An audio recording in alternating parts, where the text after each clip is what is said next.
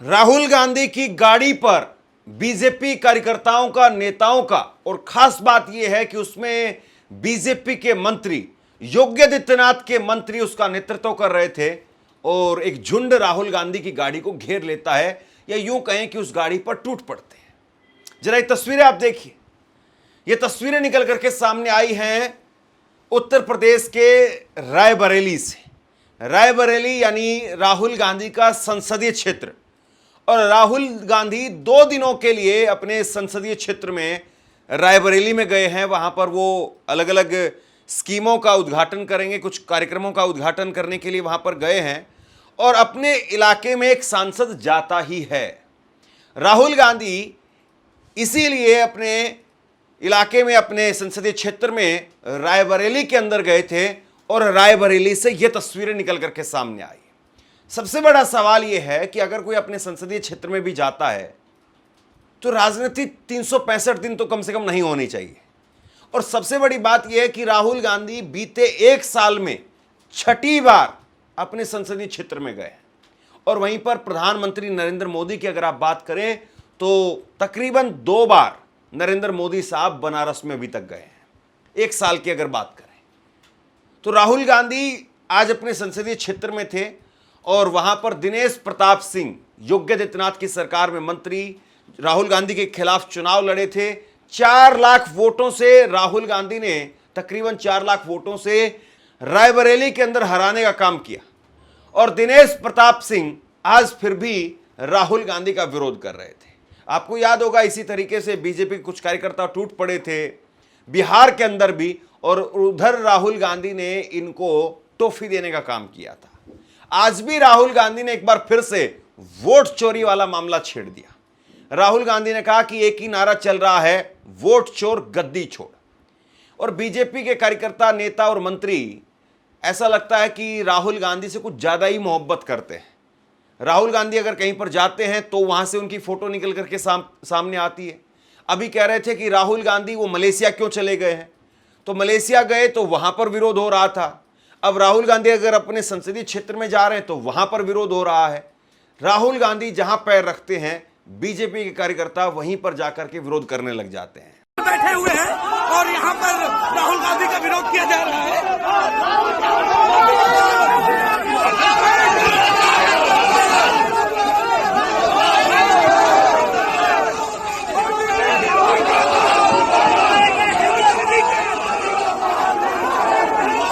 दरअसल बीजेपी के नेता विरोध कर रहे थे राहुल गांधी का इस बात को लेकर के कि उनके मंच से नरेंद्र मोदी जी को गाली दी गई। आपको याद होगा बिहार में गाली का मसला सामने आया था, और उसके बाद में नरेंद्र मोदी ने भी इस पर बहुत कुछ कहा था। लेकिन राजनीति कहीं पर तो जाकर के रुकती है। अब ऐसा भी नहीं है कि एक चीज को आप खींच करके 365 दिन तक चलाते रहेंगे, और जिस मुद्दे को पूरी बीजेपी ने छोड़ दिया वो यहां पर रायबरेली में खींचना चाहते थे। या फिर सवाल यह है कि इनके पास में कुछ और है ही नहीं, तो यही एक टॉपिक बचा है, इसी को कैसे घुमा घुमा करके चलाई जा रही। सवाल यह है कि क्या दिनेश प्रताप सिंह वो भी स्मृति ईरानी बनना चाहते हैं, जैसे स्मृति ईरानी थी कि राहुल गांधी का अमेठी के अंदर बार बार विरोध करती रही, 2014 में हार गई। 5 साल जो है वो राहुल गांधी का किसी न किसी तरीके से, किसी न किसी बहाने से विरोध करती रही, अपने आप को खबरों में रखती रही, और 2019 में उनके हाथ में जीत का सिक्का लगा। तो कहीं ऐसा तो नहीं है कि दिनेश प्रताप सिंह के दिमाग में भी यही कैसेट हो कि मैं भी अगर राहुल गांधी का इसी तरीके से विरोध करता रहूं तो हो सकता है कि मेरे हाथ में भी राहुल गांधी को हराने का मौका आ जाए। लेकिन शायद हर वक्त की राजनीति अलग अलग होती है। 2029 की राहुल गांधी की राजनीति कैसी होगी? क्या वो ऐसी होगी कि 2019 जैसी होगी? क्या जिस तरीके से 2019 में राहुल गांधी की हार हुई थी ऐसी 2029 में हार हो जाएगी? क्या फिर इसको इस तरीके से देखा जाए कि रायबरेली के अंदर दिनेश प्रताप सिंह वो अपने वजूद के लिए यहां पर विरोध कर रहे थे? क्योंकि अगर वो विरोध नहीं करते तो हो सकता है कि उनकी 2027 की जो दावेदारी है वो खतरे में पड़ जाए, क्योंकि 2027 में चुनाव है, और ऐसे में विधानसभा चुनाव के लिए भी उनको पहले टिकट चाहिए होगा, और अगर वहां टिकट नहीं मिला तब फिर जो मंत्रालय है, सरकार में हिस्सेदारी है, वो भी खत्म हो जाएगी। तो वहां के लिए भी भागदौड़ तो करनी है कम से कम। और राहुल गांधी का आप विरोध करते रहेंगे, खबरों में बने रहेंगे, तो बीजेपी की कृपा बरसती रहेगी। 2027 के साथ साथ निशाना 2029 पर भी होगा कि 2029 में भी हो सकता है कि बीजेपी एक बार फिर से यहां से मुझे रिपीट कर दे। तो कोई और दावेदार यहां पर ना आए, इसलिए अपनी दावेदारी बरकरार रखी जाए और उसके लिए अगर इस तरीके से विरोध करना पड़े तो विरोध चलता रहने दे। लेकिन क्या राहुल गांधी के सामने अब बीजेपी के नेताओं की दाल गल पाएगी? सवाल इस बात का भी है। राहुल गांधी ने भी आज दाल का जिक्र किया। राहुल गांधी ने कहा कि पहले लोग कहते थे दाल में कुछ काला है, लेकिन अब तो पूरी की पूरी दाल काली है। हमारे पास में सबूत हैं, वोट चोरी के सबूत हैं, और हम एक एक करके अलग अलग जगहों पर जा करके अलग अलग जगहों की अलग अलग सीटों की हम वोट चोरी का पर्दाफाश करेंगे। ये राहुल गांधी ने आज रायबरेली में पहुंच करके कहा। राहुल गांधी की मां है और उनको भी दूसरे की मां का सम्मान करना चाहिए। मोदी जी की मां का अपमान राहुल गांधी के मन से होता है, तो राहुल गांधी जी उस पर यह भी नहीं कहते कि हमारे कार्यकर्ताओं ने गलत किया। तो ये थोड़ा जरूर कार्यकर्ताओं को भी, हर भारतवासी को भी, हर बेटे को जिसके मां होगी उसको ये बात बुरी लगेगी कि अगर राहुल गांधी जी के मन से मोदी जी की गोलोकवासी मां उसको मां की गाली दी जाए तो ये भारत के अपने बेटे का अपमान है, जिसके मां है राहुल गांधी का है। राहुल गांधी को चाहिए था कि जिन लोगों ने मां की गाली दी है उसको कंडम करें, उसको कहें कि मैं उनका साथ नहीं दूंगा, मैं उनको दंडित करूंगा, मैं उन्हें पार्टी से निकालूंगा, और जिन लोगों ने गलती की उसके लिए मैं दुखी हूं। अगर राहुल गांधी देश के लिए ऐसा कहते तो देशवासियों को संभवतः उचित लगता, लेकिन राहुल गांधी जी उनको और बढ़ाना चाहते हैं, मतलब अभी और उनकी मां की गाली दिलाना चाहते हैं। तो यह विरोध रायबरेली में था और मुझे ये बताया गया राहुल गांधी ने रायबरेली के भारतीय जनता पार्टी के कार्यकर्ताओं के डर से गोलूपुर रोड से निकल गए। आपने रोका उनको रास्ते में फ्यूज आई थी आपके लोगों ने घेरा। क्या कार्यकर्ताओं की मांग है? कार्यकर्ताओं की मांग है कि राहुल गांधी देश की मां से माफी मांगे। आपसे कुछ कहना चाहता हूं, आज के वक्त में पत्रकारिता करना कितना मुश्किल काम है, लेकिन अगर ऐसे में भी कोई आपकी खबर दिखा रहा है, कोई आपके मुद्दे पर बात कर रहा है, तो आपको भी उसका साथ देना चाहिए। अगर आपको लगता है कि मेरी पत्रकारिता सही है, मैं आपके लिए आपकी खबर वो दिखा रहा हूं, तो ऐसे में आप मेरा सहयोग कीजिए। आप इस वीडियो को जब लाइक करेंगे तो लाइक के साथ में ही एक थैंक्स का बटन आपको दिखाई देगा।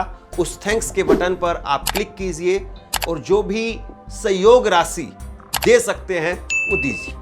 दूसरा, आप चैनल को ज्वाइन कर सकते हैं और चैनल को ज्वाइन करके भी मुझे मदद कर सकते हैं। दिनेश प्रताप सिंह वो लगातार विरोध कर रहे हैं। हालांकि बहुत सारे लोग ऐसे होंगे, हमारे दर्शक भी हो सकते हैं, ये कहें कि दिनेश प्रताप सिंह ये हैं कौन, हम तो इनको जानते ही नहीं। और हो सकता है कि दिनेश प्रताप सिंह वो भी इसी कोशिश में लगे हों कि किसी तरीके से राहुल गांधी का विरोध करते करते एक राष्ट्रीय स्तर की मेरी छवि बन जाए, क्योंकि जाहिर सी बात है आप सामने किससे लड़ रहे हैं वो भी मायने रखता है।